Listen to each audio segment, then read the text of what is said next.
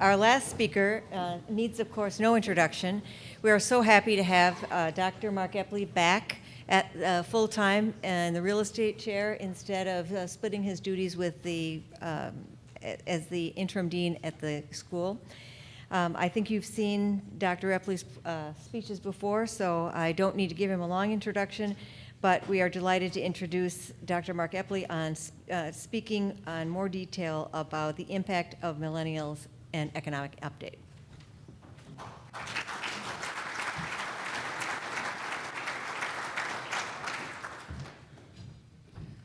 All right, thanks, Nancy. I would also like to thank the previous two panels in April for their presentation. I thought they're really quite good. When it comes to April's presentation, we just booked our next vacation through one of these share sites.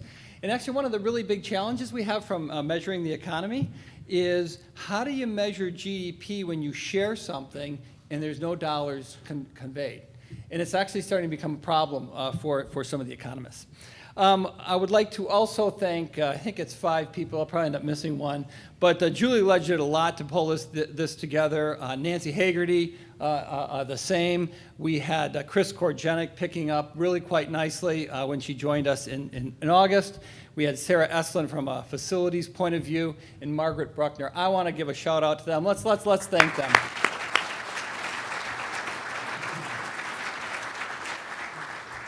Also, real quickly, about half of our whole center's funding comes from this event, and so I'm truly and personally thankful for the sponsors that we have. From Biz Times Media, being our media sponsor, CBRE, Commercial Horizons WHR Group as the platinum sponsors, and then the gold sponsors being Associated, BMO, Colliers, the Federal Home Loan Bank of Chicago, and Norwood. Let's give them a round of applause as well. They help us with that. I've got about a half hour, and in this half hour, what I'd like to do is really talk about the impact of demographics and millennials on commercial real estate. In the context of what we're trying to do here, the purpose of this whole conference is about strategies. How do we strategically think about the long-term implication of what we're doing? Less tactical, so we'll focus a fair bit on that bigger piece. And so with that said, here's a quick outline that what I hope to cover over the next half hour. I want to give you a little bit of an update of what I talked about a year ago. I think there's a little bit of honesty that needs to be covered there, or responsibility. From there, who are we? A little bit on demographics, only 5 or 6 slides, but I think they'll be really impactful to this group. Second, what and how are millennials doing?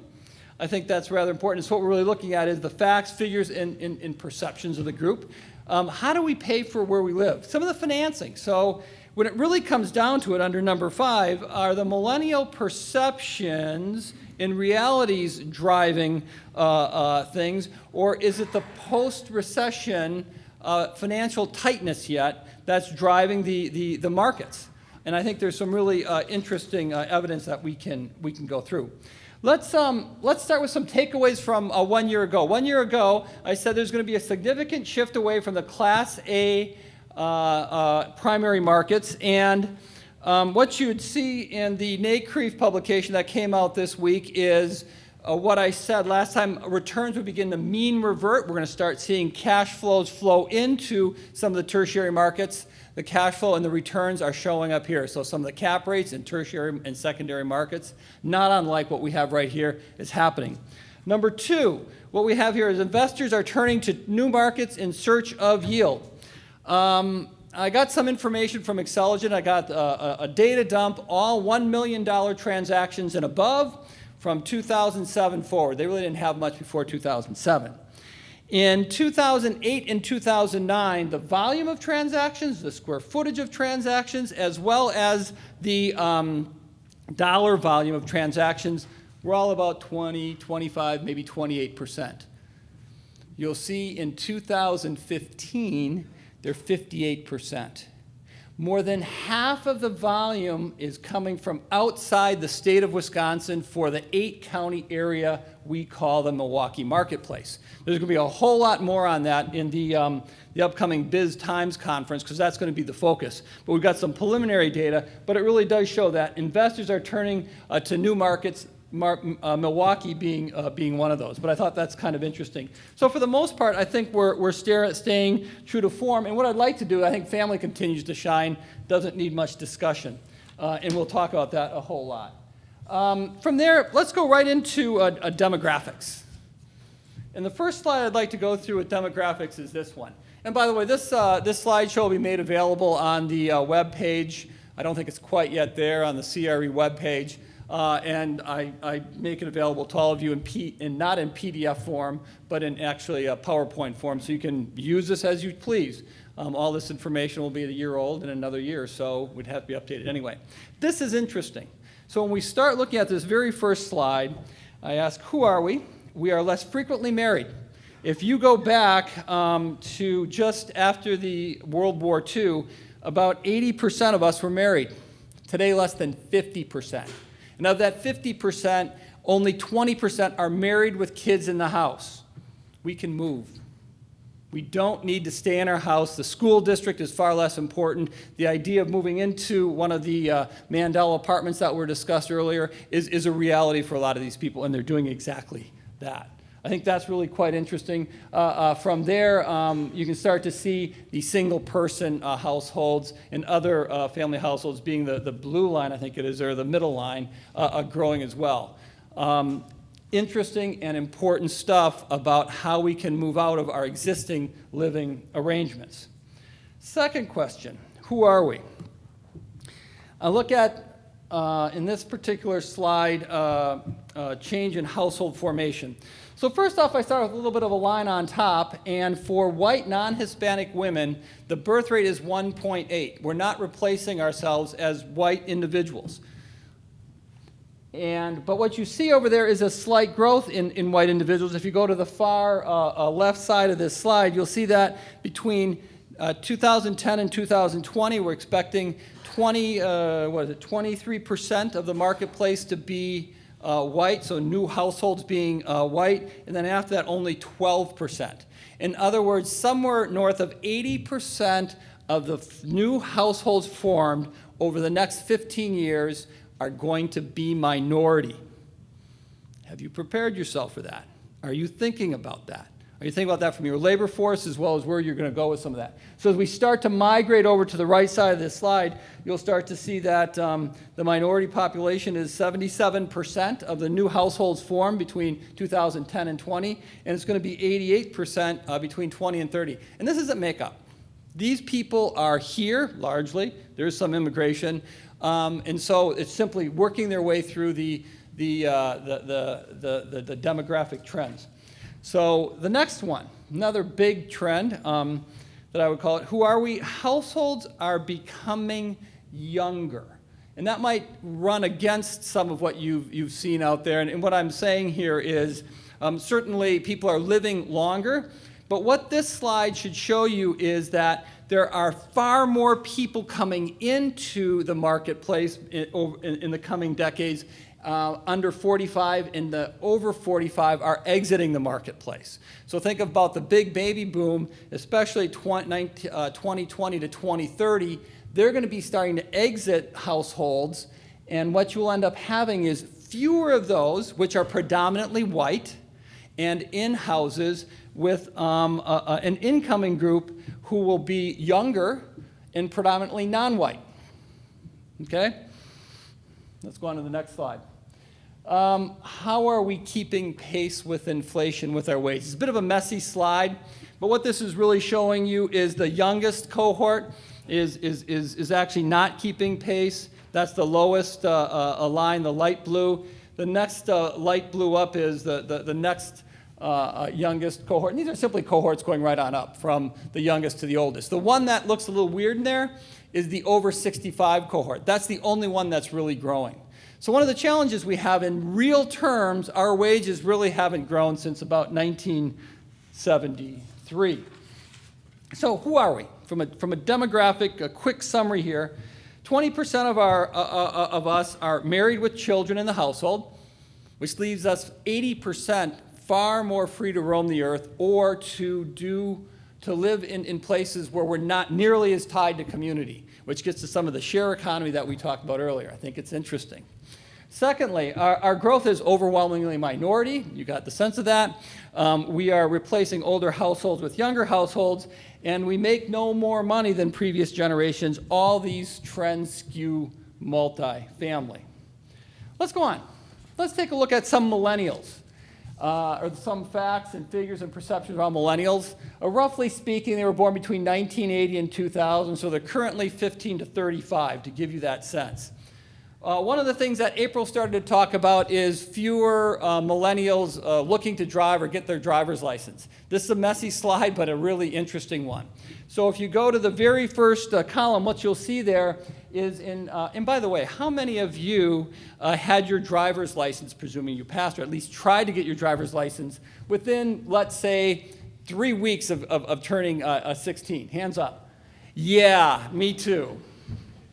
If you look at this slide up here, however, you'll see that the millennials, about 30% of them got their driver's license when they were 16. And even if you go over to 18, which is 2 columns over if you can't quite read it, you'll see that only about 60% of the millennials have their driver's license when they're 18. It starts to show you there's a real difference in the way they're looking at things than what we did. I just saw almost every hand go up out there, and we have almost half the hands, as per this chart, for millennials not going up. They are looking at something different. I think it goes with this sustainability, this environmental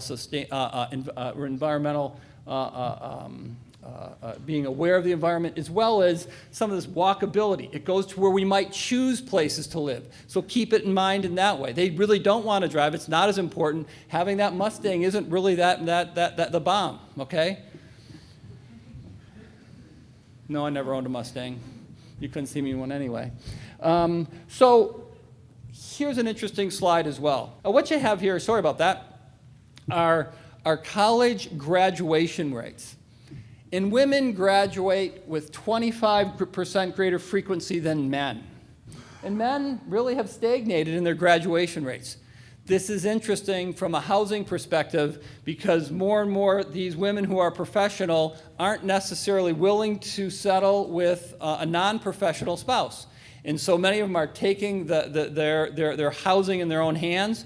And what you'll find is that women own their own home with twice the propensity than men do. But all in all, it's still a small number. About 17% of women own their own home as a single person, and about 8% of men. They really do rent, but it starts to show you there's something else going on there too. This is kind of an interesting one as well. Millennials continue to boomerang. And if you can't fully read it, what you're showing with the histogram is unemployment rates are dropping quite nicely over each of the last 5 years to a relatively low rate, or an equilibrium rate, roughly speaking, today. The line at the top, I would argue, should be going up, not going down. And what that line really has is it's young adults living independently. So as they get more jobs, you think more would live independently, less are, by about 4%. So that's a little bit odd. That's something that you wouldn't quite expect given income streams. This slide is a slide of household formation. In quick numbers, each one of the cohorts or the age groups, 18 or 19 or 20, are about 3.9 to 4.1 million people in size, creating about 2.7 million new households. But then we have those that are exiting the households, right? Those people who are dying or going into other living arrangements. We should roughly have about 1.1, maybe 1.15 million new households a year based on those numbers. And you can start to see we really did have that in 2006 and 2007 and in 2008, but it fell off. This past year, this is a rolling average because it's noisy data otherwise. This past year, we had 2 million new households created, so they're coming back. But we still have a pent-up demand of about 1.7 million households that should be created that haven't been created, in part those boomeranging back home, as well as maybe bigger group homes than would otherwise be the place. That could go to this relatively modest growth in incomes that we're seeing, or no real growth in income. This one's created a lot of consternation. I've gone deep on all this and looked at a whole series of articles. This is about a student loan debt. It's created a lot of consternation inappropriately, and I am at an academic institution, so I might not be unbiased with my comments. But I put this up here, and I think this is not an appropriate slide. And let me explain why. This is actually the case. The student loan debt is about $35,000 per student with debt.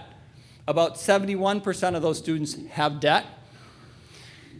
But one should really look at it because 14% are graduate students and they take on 40% of that debt. So to average across things in that way isn't quite right.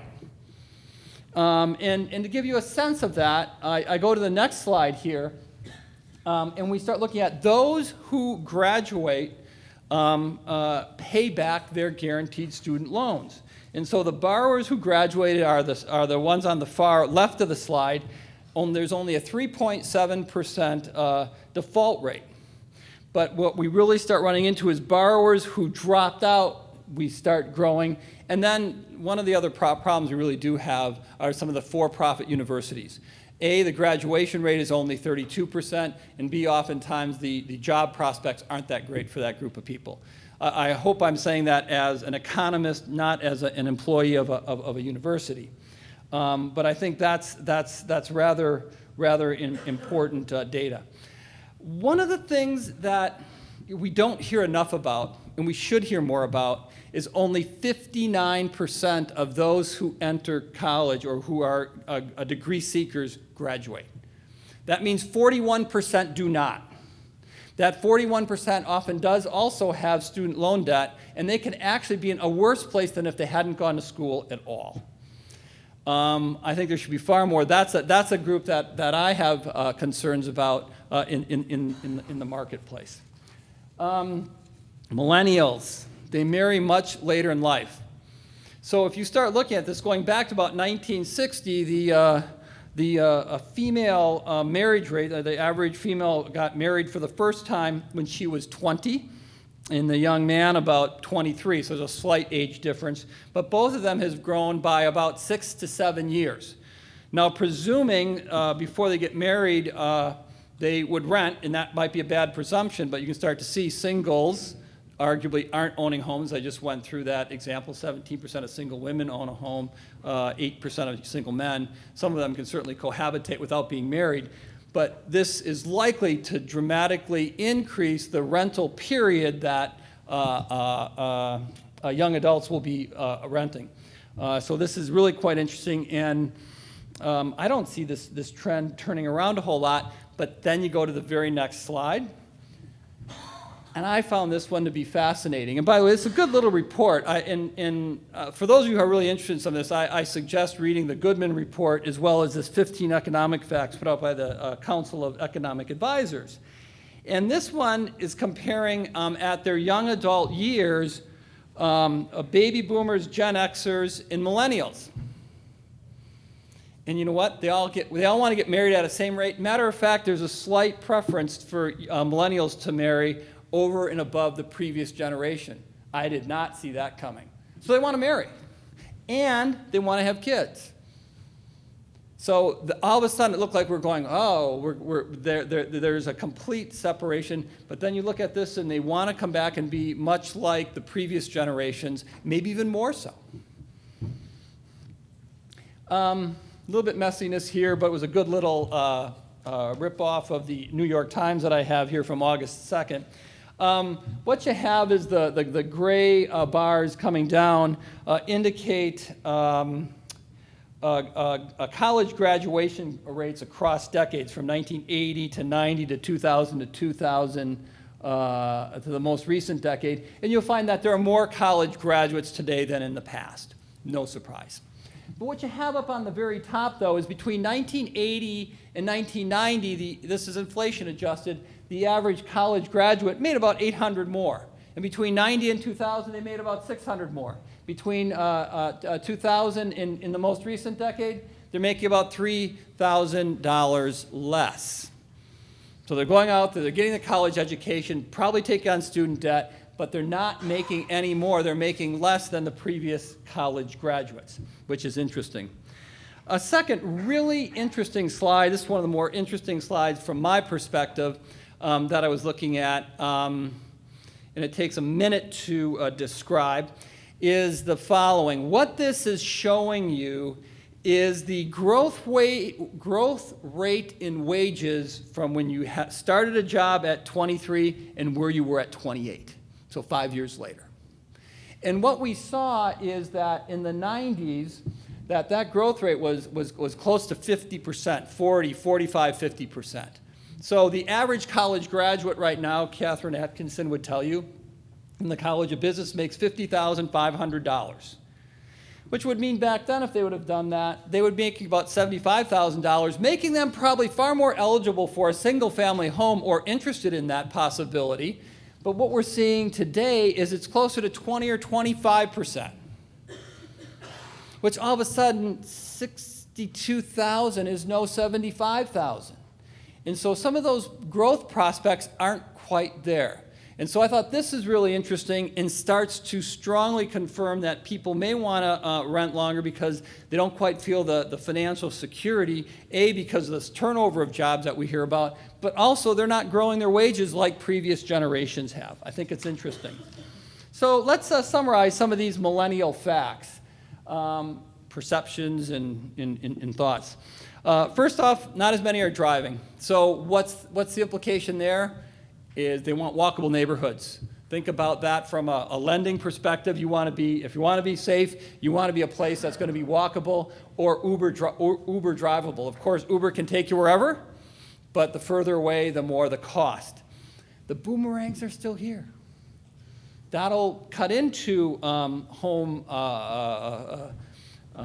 household growth rates, but the boomerangs continue, and that's kind of confounding because the job market got better, and we still have more boomerangs than before when the job market wasn't as good.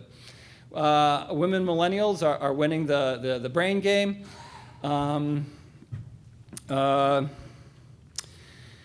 The millennial students have debts, but they generally pay them. More degreed, but make less. And when you start looking at most of these items, millennial households will likely expand their cycle. So when I started looking at some of the first demographic stuff, there might be some tenure choice, rent versus own. Now you might look at this as going, if I'm going to rent as a transitional period, that rental period is likely to expand out.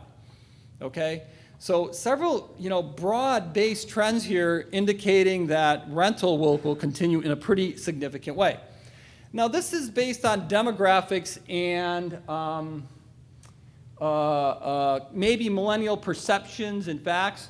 But what I think is also important, so before you think it's all about demographics and that it's all about what millennials are doing, we also have to overlay what's happening in the financial markets. Real estate finance and credit availability in particular. And I think it's important to go through some of those slides. And we start out with a couple that are totally confounding as well, but I think totally interesting. This first slide is the National Association of Realtors home affordability. So what's the median house price divided by the median income, blah, blah, blah. It really says how affordable is a home. The higher the number, the more affordable. Right now we have some of the greatest affordability that we've had since they started keeping the data going back to the 1970s.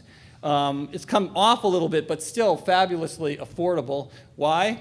Prices are probably at equilibrium now. Interest rates are at some of the lowest they've been since 1958. They've gone up and down a little bit, but a very, very affordable marketplace today, right? So with affordability like that, what would you expect home ownership rates to be doing? Yeah, thank you. And this is exactly what they're doing, the exact opposite. Home ownership rates are going down, and it's going down fast. And if you look at that period right around 2012, 11, 12, 13, when the home affordability rate was really, really good, that's some of the fastest drop-off we've seen in this chart. That's confounding. That's interesting. That starts to show you that maybe it's not the financial aspects, and it might be more about the millennial aspects that these folks are thinking about. Disentangling some of that's interesting. We're in the process of doing that. I'll be working with Margaret Bruckner, who helped with this conference on hopefully disentangling some of that as we get some of the mortgage data from from Freddie and Fannie and such, to see if we can actually tease that out. From there, home ownership rates. Let's look at home ownership rates by age cohort. And the youngest age cohort starts at the bottom, as you can probably see. What is interesting with this slide is that when you go back, it starts in 1995 and goes through 2014. Roughly speaking, the youngest of the cohorts, the 25 to 34-year-olds, those would be the first wave of millennials, really had home ownership rates that stepped up a little bit, but they're down. So from the peak, they're down 10%. And from 2000 or 1996, they're still down 5%. And you can still, and you go up one into the green line. I think it's green. It's kind of hard to see from here. But the next one up, same thing. Home ownership rates went up by 5% in the go-go years, but they're down 10% from that peak. They're also down by 5%. We're seeing home ownership rates across the youngest of the groups being fairly low. This really does translate then into one of the lowest first-time home buyer rates that we've seen in 28 years. And if you don't have someone buying that starter home, you're not moving up to the next level home. So this group is really not buying homes as we've seen it in the past. Why? Might be some of the stuff we talked about before, but it might be financial. These graphs look pretty flat. Let's focus on the middle ones. These are FICO score, Fair Isaac Company, or what your credit score would be. And when you look at the credit score in the kind of the median and the mean numbers, those are the ones right in the middle. Right around 2001, the average credit score was about 700. You can see it stayed there for about 5-6 years, right? So the average credit score of a homeowner who got a home had a credit score of 700. And you would have expected to see that credit score creep up as the financial riskiness came forward and we tightened credit, right? And after 2006 and 2007, so in 8, 9, and 10, you'd expect that to tighten up and those credit scores to escalate. But here's the problem. They've continued to escalate, even after the financial crisis. When you look at this number, we haven't gotten any looser when it comes to single-family mortgage finance. It continues to get tighter, at least based on this data that you're looking at from Goodman. I'm citing several Lori Goodman pieces. She's done some great work. She's at the Urban Institute. I was lucky enough with the Federal Home Loan Bank to sit with her over dinner for about 2 hours and talk about all of this. And it was very interesting, so I got some of the insights as well. This is an interesting slide as well that comes from that Council of Economic Advisors research. And these are credit scores for different age groups. And it's a little bit messy, but what you have here is the red and below, the red and the green, are credit scores of under 680. Now, we just saw on the previous slide that the average credit score today for an accepted loan is about 750. You'll see that 2/3 of the under 30 group are under 680, and over half of the 30 to 39 group are also under 680. They probably don't need to apply. Now, that's not the only metric that lenders use, but you can start to see those credit scores will not get them in the house. So at some point, we can say, well, maybe it's lender millennial preferences, but I'm also seeing here that a lender is probably not going to give them a loan based on that increased tightness in the marketplace. I think it's rather interesting, that this combination of slides. From there, this is a little bit of a one-off, but I thought it was helpful getting some of the mortgage bankers' data involved, and they look at a mortgage credit availability. And if you really did blow up where we were over the last 18 months, there has been an uptick, but that uptick is totally masked by how credit was way more available in the go-go years and really hasn't come back. So why hasn't it come back? Well, it could be that, gosh, we have negative equity in about 1 out of every 8 homes yet. And there's a memory of a negative equity from a good number of homes, 1 out of every 4. So that looms in the back of a lot of young adult minds, and as well as lender minds, okay? Additionally, and more importantly to lenders, is this slide from the Wall Street Journal. And certainly relative to other countries, we have the willingness to really sue our financial organizations. I'm not trying to stick up for them one way or the other, but these type of bank legal penalties that have been taken against our banking industry has made them gun shy as well. They're staying away from the marketplace. They're being a little bit reserved, and for good reason. Now, they did some bad behavior as well. I'm not trying to justify that for a minute, but they are paying some pretty big bills, legal bills, and legal penalties for that. So you can start to see why that might be the case, that credit scores are continually getting a little higher because of the legal penalties that have been assessed against them. This is simply a little bit of an update of who's putting the loan out. You can start to see the mortgage loan volumes going down a little bit. Right now it's really either the Fannie Mae, Freddie Mac, or Ginnie Mae. Those are the bottom two components, the gray and the brown. But then the yellow is banks. Banks do make loans and hold them on their balance sheets. And you can start to see they're staying in the market as well, but that's it.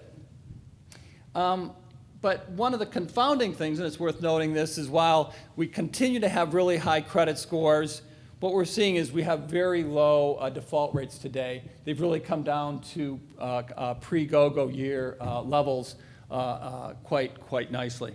So we have some confounding information when it comes to the financial discussion. First off, homeownership is extremely affordable on a relative to history. But even with that affordability, we're not buying. And you go, okay, why are we not buying? Is it a function of this concern about real estate, single-family real estate as an investment, or is it more this millennial thing? That's really the question. So what does it all mean? I've got a handful of slides here. I'll probably go for another 5 or 7 minutes, but let's take a look at this. So I want to focus on two pieces of research that I thought were really helpful in helping me understand what might be happening here. One was by a guy by the name of Patrick Simmons at Fannie Mae. And what he did is he took at home ownership, he looked at home ownership rates in 2000, 2006, and 2012. Okay? That's the group he was studying. And so, what he wanted to do is really control for a whole bunch of things, as we call it in the academy. So first off, he only looked at those aged 30 to 32 in 2000, 2006, 2012. He only wanted income in the top quartile. So this young adult household has to have an income of at least $95,000. Race, only white folks. So the idea is to control for that difference. Minorities, African Americans roughly have about a 45% home ownership rate. Hispanics about 48%. So let's just focus on that. So we're trying to control some of this. Next is marriage. They're all married, and they all have kids, at least one. And so what do you think happened to those home ownership rates between 2000, 2006, and 2012? What he found is that there's an 8.6% lower home ownership rate in 2012 than in 2006. Makes sense. That's when we were peaking, we're coming down. But for this group, during a period of unparalleled affordability in the marketplace, has a home ownership rate that was 6% lower than in 2000 when interest rates were 2-3% higher.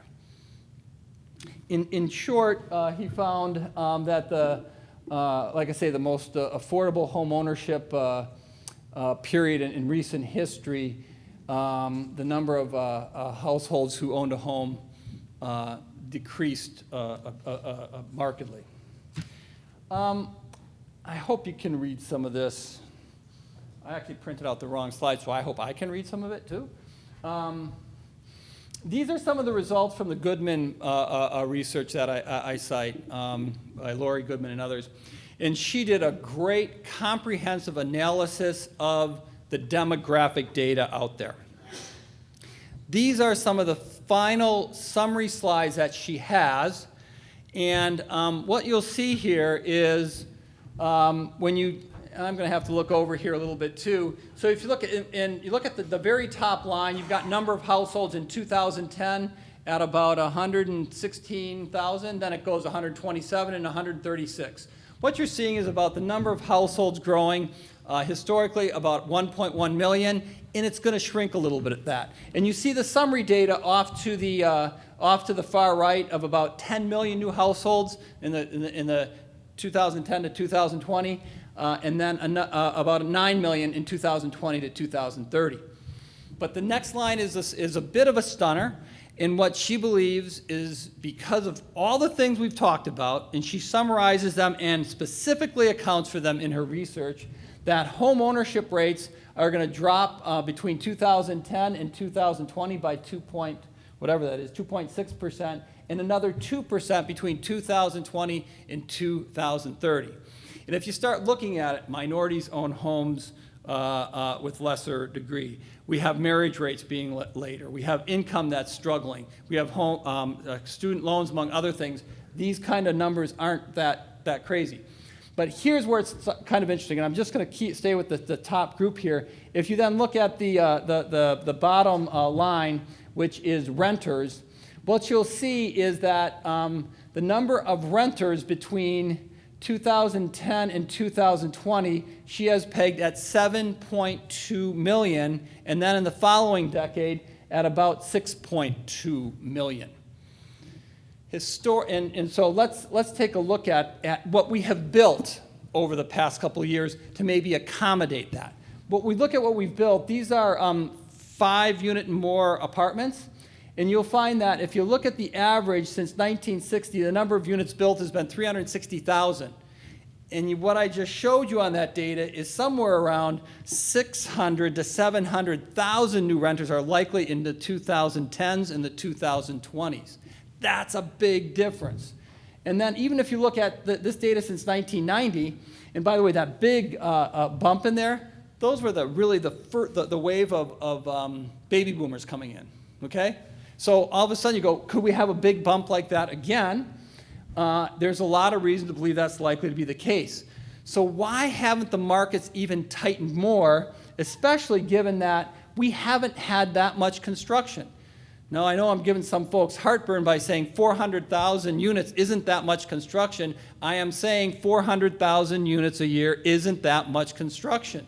The one blip there is some East Coast data that I wouldn't worry about that on the far end in one of the more recent months. But when we start looking at this, folks, one of the things that happened in the marketplace that really masked some of this, and I haven't seen much of this, and I thought this is a fabulous little slide too, is first off, if you look at where people rent, and the most renters live in single-family homes, and that's the top chart. And here's what's interesting about that top chart. You'll see that it dipped a little bit in 2005, 6, and 7. But what has happened, it has grown dramatically by about 3 million houses. So what has happened is those investors who bought up those loans that were being foreclosed on or short sold are leasing those.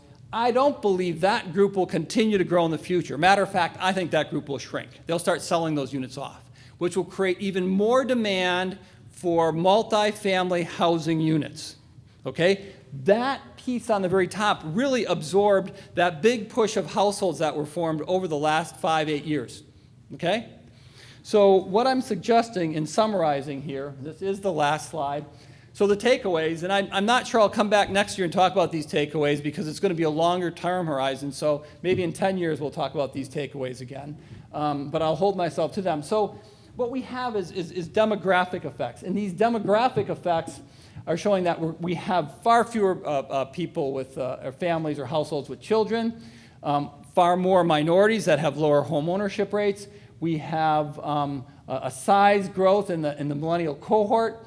Millennial behaviors, people marry later, they have more degrees, but they're making less. And the housing finance piece is it's tighter mortgage finance, and the perception and realities of negative housing equity are hurting as well.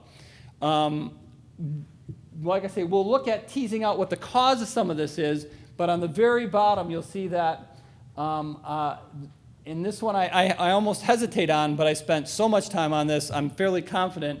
This isn't quite as strong as what Goodman's suggesting, because I think there'll be offsets. Government policy will have people owning more homes and stuff like that that we can't quite foresee.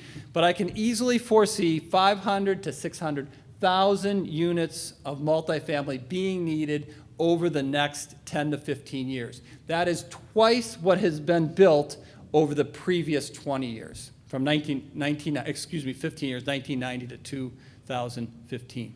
That's a pretty a bullish number, but I think it's some really interesting stuff that's put behind it. I'd love to take some questions, but I'm going to have to take them out there because I think I've now run over by 6 or 7 minutes. Thank you all for coming. I'm going to hand it back to Nancy Hagerty in a minute, but I'd like to have you save the date for next year, as we're hoping to have a repeat performance 1 year from now. Thank you for your time.